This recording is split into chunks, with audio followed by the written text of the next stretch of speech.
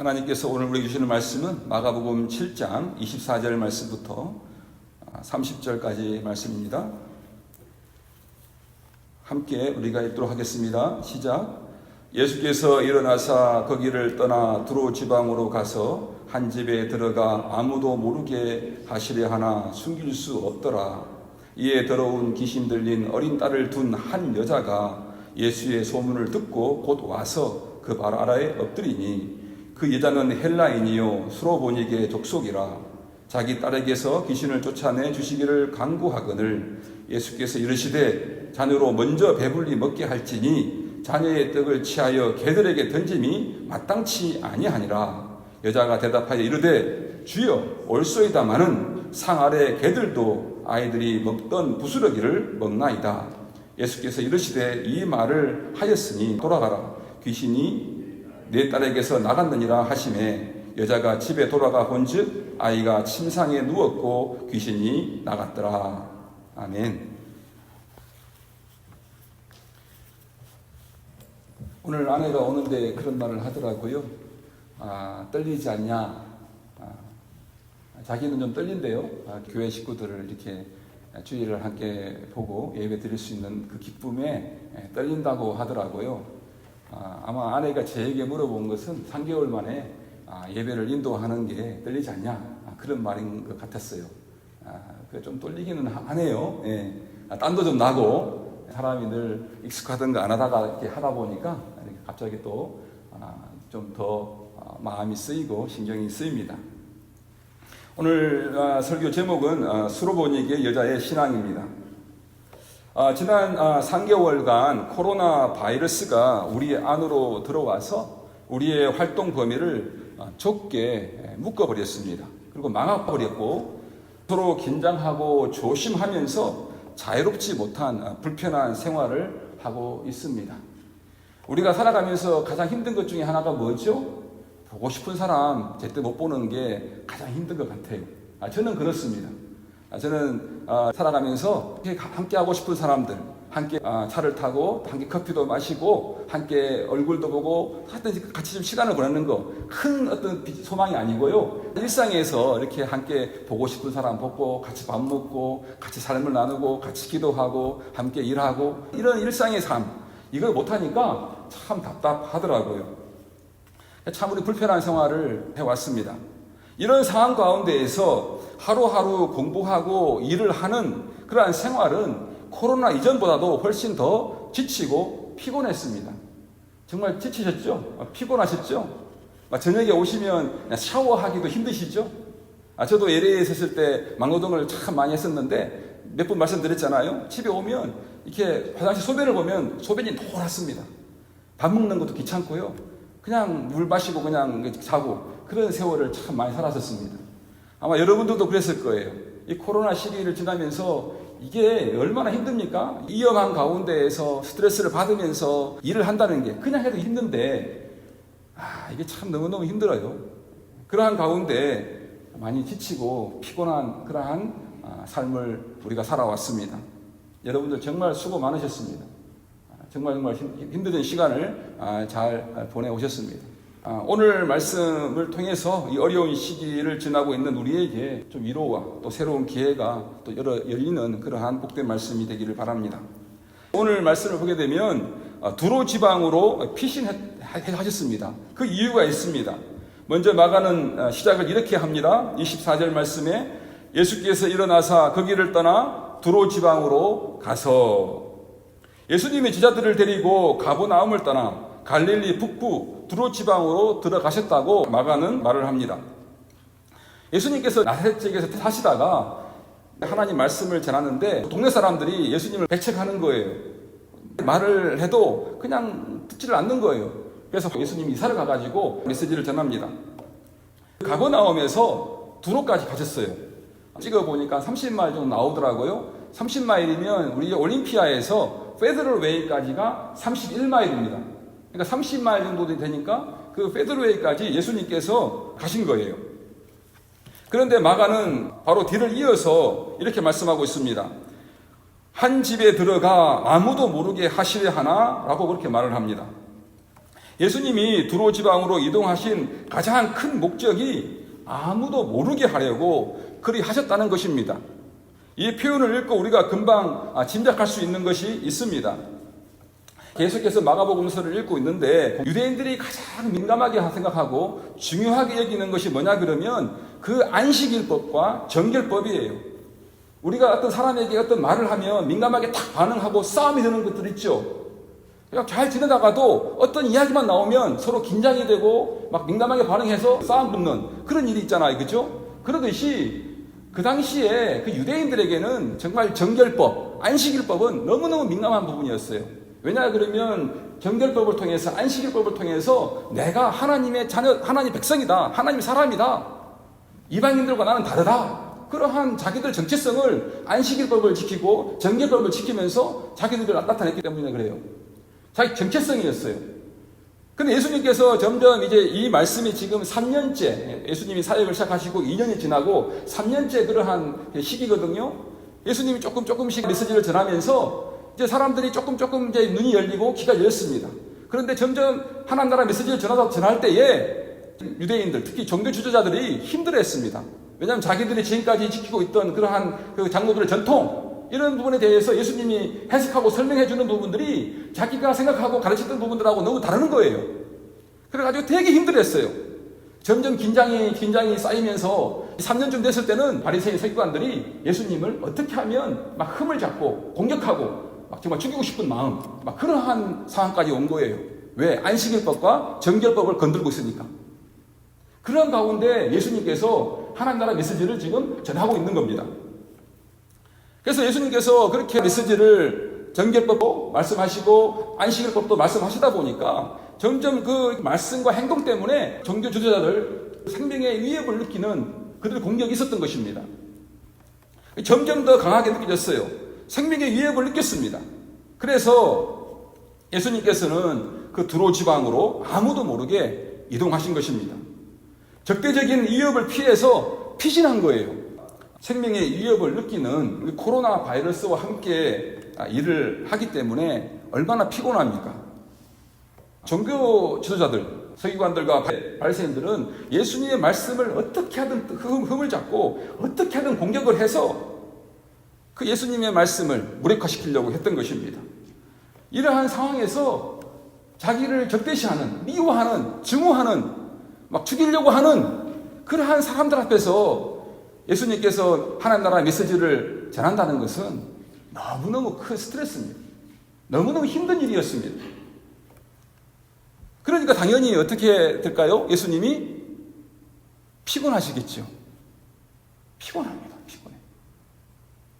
그래서 그러한 하나님 나라의 메시지를 전하는 일이 너무 힘들고 피곤해서 위험을 피해서 피신하는 것도 있고 또 한 가지는 너무 힘들고 피곤해가지고 그곳에 가서 쉬시기 위해서 가신 것입니다.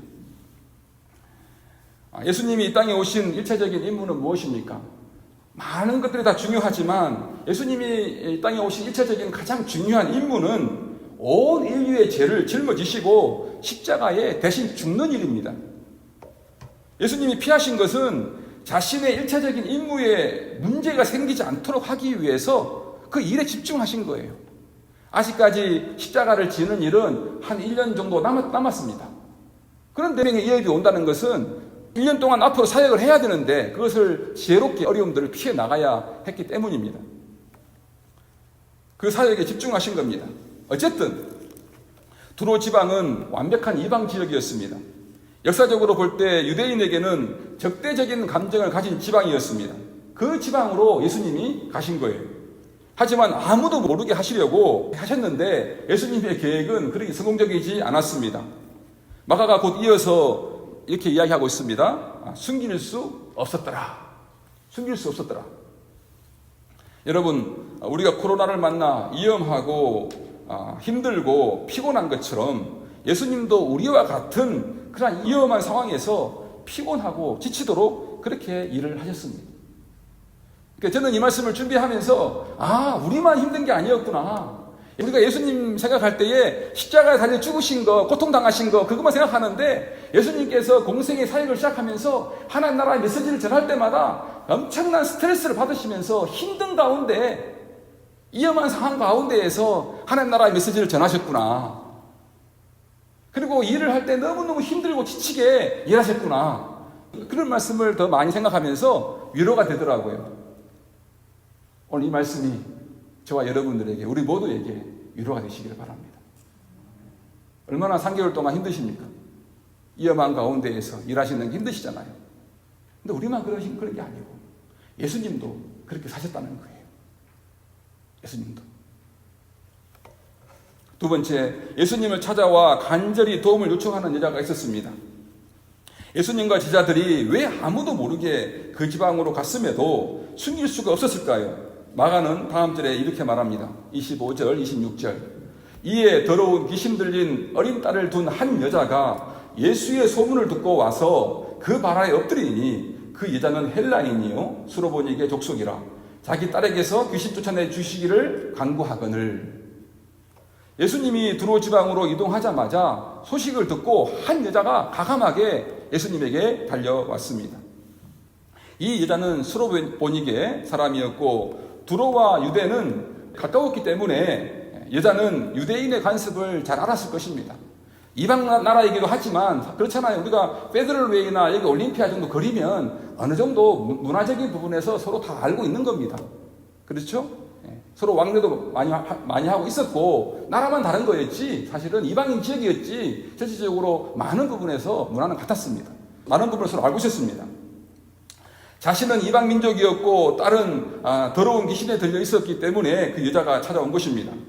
당시 기준으로는 귀신 들린 사람이나 귀신 들린 사람의 가족은 랍비는 물론이고 유대인에게 다가갈 수 없는 부정한 사람이었습니다. unclean이었습니다. unclean. 부정한 사람이었어요. 늘 사람들을 피해서 사람들을 만나면 안 되는 사람이었습니다. 하지만 그 여자는 초대도 받지 않았는데 집에 들어가서 편히 쉬고 있는 수고 계시는 피하신 그 예수님 발 앞에 엎드렸습니다. 마가는 이 여자가 얼마나 간절하게 원했는지 그 설명을 길게 설명하지 않고 짧게 순식간에 표현합니다. 곧 와서 그 발 아래 엎드리니. 막 그 여자가의 간절한 마음으로 막 왔기 때문에 마가도 짧게 딱 그걸 이렇게 표현하고 있는 거예요. 그 여자는 딸에게서 귀신을 쫓아내달라고 예수님께 간청을 했습니다. 마태복음 15장에서 같은 이야기가 있는데 그 같은 이야기를 보게 되면 제자들은 이 여자들을 쫓아버리라고 그렇게 이야기를 합니다. 좀 보내버리세요, 예수님. 그렇게 얘기를 합니다. 외국에 사는 이방인으로서 더러운 귀신 들린 그 한 여자, 그리고 귀신 들린 그 딸을 둔 여자, 유대인들의 관점에서는 참 가치 없는 여자잖아요. 이방인 사람들에 대해서 그렇게 중요하게 여기지 않았습니다. 가치도 없었습니다. 가치는커녕 더러운 여자였습니다. 그러한 존재였기 때문에 제자들은 예수님 좀 이렇게 좀 보내버리세요. 그렇게 이야기를 했던 것입니다. 하지만 이 여자는 예수님을 붙잡고 놓지 않습니다. 옆에서 생각해 보십시오. 제자들은 좀 보내시라고, 좀 보내버리라고 하는데 여자가 막 쭈삣쭈삣 하면서 이렇게 하는 것이 아니라 담대하게 예수님을 붙잡고 놓지 않는 거예요. 예수님께서 응답해 주시지 않으면 결코 돌아갈 수 없다는 그러한 간절한 생각이 그 여자에게 있었기 때문입니다. 이 여자는 왜 이토록 용기 있게 행동을 했을까요? 세상에는 겁쟁이와 평범한 사람과 영웅이 있다고 합니다. 겁이 많은 부모든 용기가 많은 부모든 한 가지 공통점이 있는데 위험에 빠진 자녀들을 위해서라면 물불을 가리지 않는다는 것입니다. 본래 부모의 성격과 상관없이 자녀의 위험을 보면 모든 부모는 눈이 뒤집어집니다. 절박한 어머니를 막을 수 있는 사람은 아무도 없습니다. 어머니는 와서 예수님께 간청을 했던 것입니다. 세 번째, 마지막으로 여자의 간청을 예수님께서 들어주셨습니다. 예수님은 자신의 발 앞에 엎드려 간절히 도움을 요청하는 여자에게 어떻게 대하셨습니까? 예수님은 이 여자의 갑작스러운 등장과 애끓는 호소에 귀를 기울이려 하지 않는 듯한 그런 반응을 합니다. 27절, 예수께서 이르시되 자녀로 먼저 배불리 먹게 할지니 자녀의 떡을 취하여 개들에게 던짐이 마땅치 아니하니라. 참으로 예수님의 말씀이 인정 없는 말씀, 무자비한 말씀 아닙니까? 귀신 들려 고통당하는 딸을 둔 어머니입니다. 그 어머니에게 예수님의 말씀이 참 인정 없어 보입니다. 예수님이 이방인들의 딸의 고통을 아파하지 않을 리가 없었는데 예수님은 왜 이렇게 반응하셨을까요? 그런데 예수님께서 뜻밖의 대답을 하시면서 이렇게 말씀을 이어갑니다. 자녀로 먼저 배불리 먹게 할 것이다. 자녀의 떡을 개들에게 던져주는 것이 마땅치 않다. 그렇게 말씀하셨습니다. 예수의 말씀은 지금 이 여자가 개라고 표현하신 것입니다. 요즘은 사람들이 개를 많이 사랑하지요? 개를 얼마나 사랑하냐 그러면 나는 엄마다 그러고요, 아빠다 그러고요, 내 새끼다 그러고요, 같이 침대에 잠도 자고요, 먹을 것도 보면은 너무 좋은 것들로 골라 먹이죠? 그냥 가족처럼 그렇게 지냅니다. 요즘은 정말 사람들이 개를 너무너무 사랑합니다. 예수님 당시에는 그렇지 않았습니다. 예수님 당시에는 개들은 정말 인정받지 못했습니다. 업신여김 당했습니다. 함부로 취급받았습니다. 그러한 처지에 개들이 살았습니다. 당시에는 아무도 개를 사랑하지 않았기 때문에 개라는 말을 듣는 것은 정말 모욕적인 그러한 말입니다. 유대인들은 이방인들을 더럽게 여겨서 뭐라고 불렀습니까? 개 같은 사람들이라고 불렀습니다. 한국도 마찬가지예요. 사실은 우리가 어렸을 때 살아오면서 욕을 할 때 어떻게 합니까? 안 좋은 그 말 앞에는 다 개를 붙입니다. 그래서 그걸 강조합니다. 더 크게 욕이 되게 합니다. 요즘은 아이들이 보니까 뭐 개피곤 뭐 이렇게 하더라고요. 피곤해도 개를 넣어요. 하여튼 안 좋은 말에는 개라는 말을 붙여가지고 강하게 표현을 합니다. 유대인들은 정말 이방인들을 이렇게 더럽게 여겼습니다. 개처럼 여겼습니다. 근데 예수님이 여기서 특별히 개라는 단어의 원어를 보게 되면 이 개는 큰 개를 말하는 것이 아니고 좀 작은 개, 강아지 같은 그러한 표현입니다. 예수님께서 강아지 정도에게 표현한다는 걸 볼 때에 큰 소리로 내가 자녀로 먼저 배불리 먹게 할 것이야. 자녀들의 떡을 개들에게 주는 게 마땅치 않아. 소리를 지르면서 그렇게 하지는 않았을 거예요. 대학적으로 자연스럽게 이 상에서는 자녀들이 먹는 거고 떡을 개들에게 주는 거는 마땅치가 않다고 아마 이렇게 일상적인 대화 정도로 하지 않겠습니까? 예수님의 성품을 볼 때에. 우리의 생각에 사랑이 넘치시는 예수님께서 어찌 이방인이라고 그녀를 개에게 비유할 수 있다는 말입니까? 너무나 모욕적이지요? 요즘 같으면 예수님이 사람을 차별하는 것이기 때문에 뉴스에 나쁜 사람이라고 나올 것입니다. 사람들은 그래서 예수님을 욕할 것입니다. 그러나 이 여자는 여기서 놀라운 인내심을 발휘합니다. 그녀가 대답을 합니다. 28절 여자가 대답하여 이르되 주여 올소이다마는 상 아래 개들도 아이들이 먹던 부스러기를 먹나이다. 여자가 대답하여 이르되 주여 올소이다마는 상 아래 개들도 아이들이 먹던 부스러기를 먹나이다.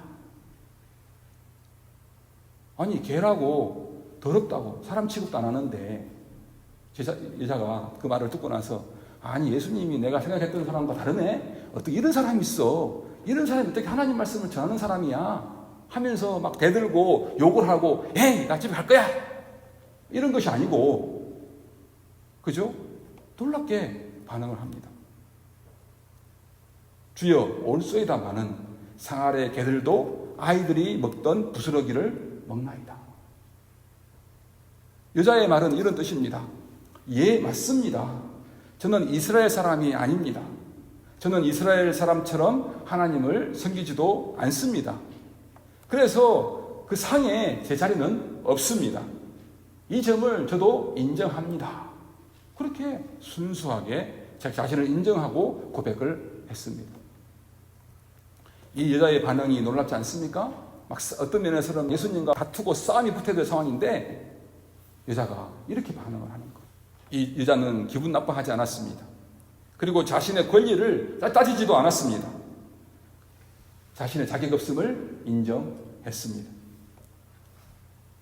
하지만 그 상의 음식, 즉 하나님 나라의 생명의 떡은 세상의 모든 사람들이 먹고 남을 만큼 풍성하기에 자신도 먹고 싶다고 간절히 원했습니다. 자신에게 꼭 필요하다고 요청을 했습니다. 예수님, 제 딸이 지금 귀신 들려가지고 정상적인 삶을 살 수가 없어요. 딸의 인생이 망쳐지고 있고 우리 가정에 지금 힘든 일이 많아요. 이 귀신 들린 것 때문에 삶이 엉망이에요. 그리고 예수님, 제가 이방 사람이고 유대인은 아닙니다. 하나님 사람도 아닙니다. 그렇지만 하나님은 사랑이 많으시고 먹을 것이 많으시고 풍성하신 하나님 아닙니까? 저도 하나님의 잔치상에, 하나님 상에 앉아서 하나님 주시는 거 먹고 싶어요. 하나님 백성이 되고 싶어요. 하나님 사람이 되고 싶어요. 새로운 사람으로, 새로운 삶으로 살고 싶어요. 그렇게 고백하는 거예요, 지금. 그 마음이 정말 간절했던 것입니다. 간절했던 거예요. 여러분, 우리 삶 가운데에서 많은 어려움들 있잖아요. 그죠? 여러분, 이 스로바키아 여인처럼 이러한 간절함이 있습니까? 우리 자녀들이 뭐에 중독이 되어 빠져가지고 인생을 망치고 있는데 그 인생을 망치는 걸 보면서 막 가슴 아파하고 그 아이를 불쌍히 여기고 이 아이를 고쳐야 되는데 어떻게든 고쳐내야 되는데 정상적인 삶을 살게 해야 되는데 막 그러한 간절한 마음이 있습니까? 그리고 예수님을 믿고 하나님 나라의 백성이 되어서 하나님 자녀가 되어서 새롭게 하나님의 사랑 안에서 하나님 주시는 꼴을 먹으면서 떡을 먹으면서 풍성한 생명의 삶을 살아야 되겠다라는 그러한 간절한 마음이 있냐는 거예요. 이 축복된 삶을 간절히 원하고 있습니까? 이 여자는 지금 그 마음이 간절했어요. 그랬기 때문에 예수님이 개라고 모욕을 해도 괜찮습니다. 그까짓 게 뭐가 문제입니까? 그게 중요하지 않습니다. 예수님. 어떻게든 내 딸이 치유만 되고, 내가 하나님 나라의 잔치상에 참여할 수 있고, 백성이 되고, 하나님 사람으로, 하나님 나라의 백성으로 살 수만 있다면, 그까짓 거 괜찮습니다. 저를 받아와 주십시오. 그러한 고백을 하면서 예수님께 도움을 요청한 거예요. 우리 자신을 한번 돌아보시기 바랍니다.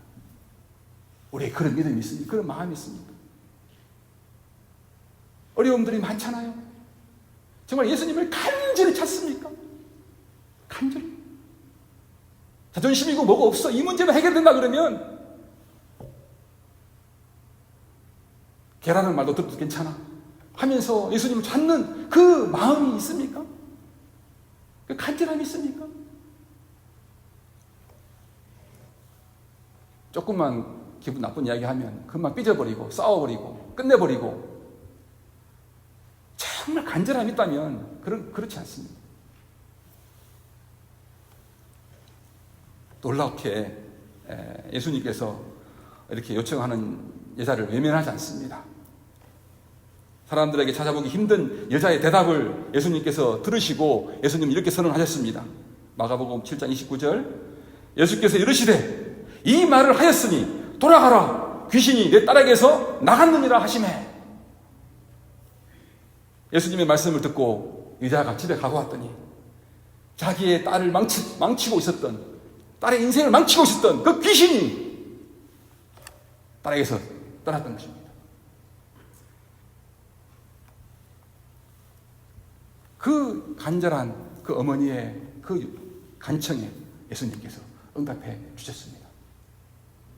사랑하는 은혜와 평강교회 가족 여러분, 유대인들은 하나님이 창조주와 만물의 아버지로서 넘치는 사랑을 베풀고 있는데 그것을 거절하고 알량한 전통, 형식적인 것 그런 거 따지면서 도리어 하나님이 사랑하고자 하는 이방인들을 업신여겼습니다. 무시했습니다. 그렇게 유대인들이 살았습니다. 그들은 자신이 하나님에 의해서 구별되었다는 그 사실이, 내가 하나님의 사람이라는 그 사실이 그들을 교만하게 했습니다. 그냥 자랑만 할 뿐이었습니다. 그러나 예수님께서는 아무도 공감하지 않을 한 여자, 그 이방 여자에게 관심을 가지셨습니다. 그리고 그 여자의 그 가장 고통스러운 간절한 그 외침을 귀하게 여기시고 그녀의 소원을 들어주셨습니다. 그리고 그 순간 이 여자를 하나님 앞에서 귀한 사람으로 하나님 나라의 상에서 같이 먹는, 하나님 주시는 그 떡을 같이 먹는 그러한 하나님의 백성으로 만들어 주셨습니다. 이제 마가의 이야기를 통해서 우리에게 마가는 묻고 있습니다. 자, 너희들이 보기에 누가 깨끗한가? 유대인이냐? 수로보니에게 여자 같은 이방인이냐? 그리고 깨끗함의 근거는 무엇이냐? 장로들의 전통이냐? 아니면 하나님을 믿는 믿음을 가진 그 사람의 마음이냐? 무엇이 우리를 하나님 앞에서 깨끗하게 구별하는가? 그렇게 마가는 질문하고 있습니다. 우리가 이제 답해야 합니다. 우리도 신앙생활 하면서 그냥 형식적으로 그냥 어떤 전통적인 거 그런 거 지키면서 나 신앙 있네, 나는 저 사람은 낫네, 그거는 하나님 앞에 깨끗하지 않은 겁니다. 예수님을 나의 구주로 믿고 그 믿음을 고백하면서 그 믿음을 따라 살아가는 사람들이 깨끗한 사람입니다. 마태복음 15장에서 예수님은 이 수로보니에게 여자에게 내 믿음이 크도다, 내 믿음이 크도다 라고 말씀하셨습니다. 내 믿음이 크도다. 우리 은혜평강교회 모든 식구들도 예수님께서 우리에게 이렇게 말씀하시면 좋겠어요. 내 믿음이 크도다. 내 믿음이 크도다. 수로보니에게 여자의 믿음이 자신과 딸과 가족에게 새로운 삶을 열리도록 했던 것처럼 코로나 시기에 우리가 이 여자와 같은 그러한 이 믿음을 가져서 또 행함으로 정말 새로운 삶의 기회가 우리 자신과 우리 가족들과 우리 교회에 열리기를 바랍니다. 그러한 믿음의 역사가 우리에게 있기를 바랍니다. 기도하겠습니다. 하나님 감사합니다. 오늘 말씀을 통해서 우리에게 어떻게 살아야 될지 말씀해 주시고 우리의 부족한 부분들을 깨닫게 하시고 또 새로운 삶의 방향을 정하고 결단하고 나아갈 수 있도록 은혜 주심을 감사드립니다. 수로보니에게 이자처럼 우리 삶 가운데 있는 어려움 당하고 있는, 고통 당하고 있는, 제약 가운데 있는 것들을 그냥 지나치게 보지 않게 하시고 그 문제를 풀기 위해서 간절함으로 예수님을 찾는 우리 모두가 되게 하옵소서. 그래서 예수님 주시는 은혜로 말미암아서 우리의 삶, 우리 가족의 삶, 우리 교회의 많은 문제의 삶, 이 지역사회의 문제의 삶, 많은 문제들이 풀어지고 새로운 기회를 얻고 새로운 삶으로 나갈 수 있는 우리 모두가 되게 하옵소서. 우리에게 믿음을 더하여 주옵소서. 예수님 이름으로 기도합니다. 아멘. 다 일어서실까요? 620장입니다. 620장 찬송 부르신 후에 축도로 마치겠습니다.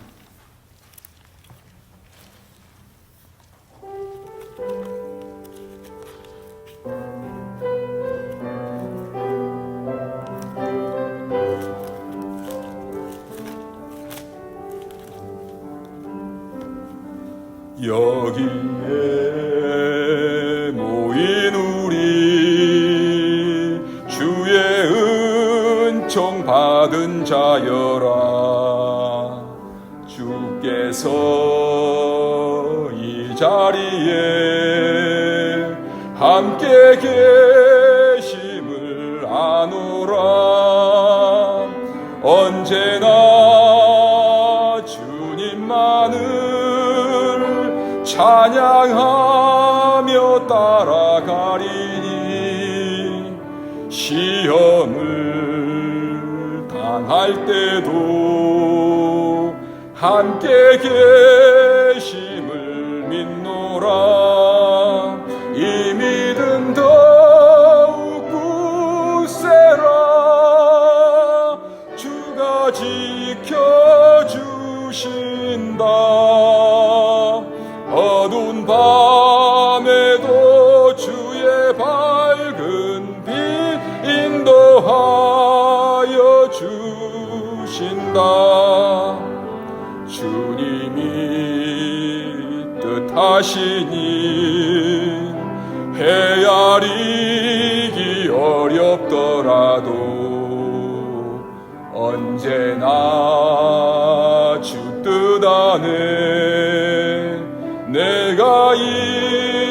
말씀을 아노라.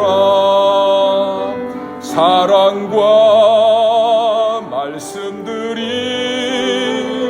나를 더욱 새롭게 하니 때로는 넘어져도 최후 승리를 믿노라.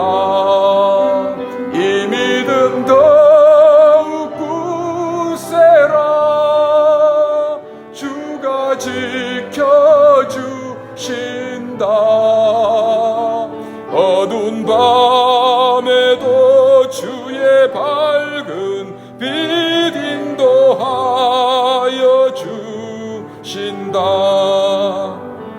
여기에 모인 우리 사랑받는 주의 자녀라. 주께서 뜻하신 바 우리 통해 펼치신다. 고통과 슬픔 중에 더욱 주님 의지하오니 어려움 이겨내고 주님 더욱 찬양하라. 이 믿음 더욱 굳세라. 주가 지켜주신다. 어두운 밤에도 주의 밝은 빛 인도하여 주신다. 아멘. 축도하겠습니다.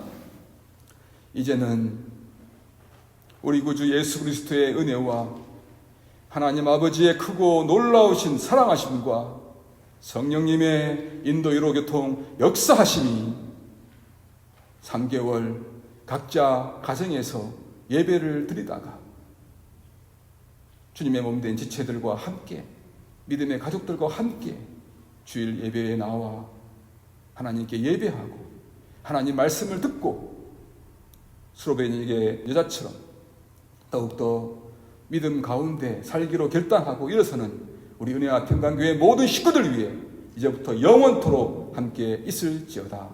아멘.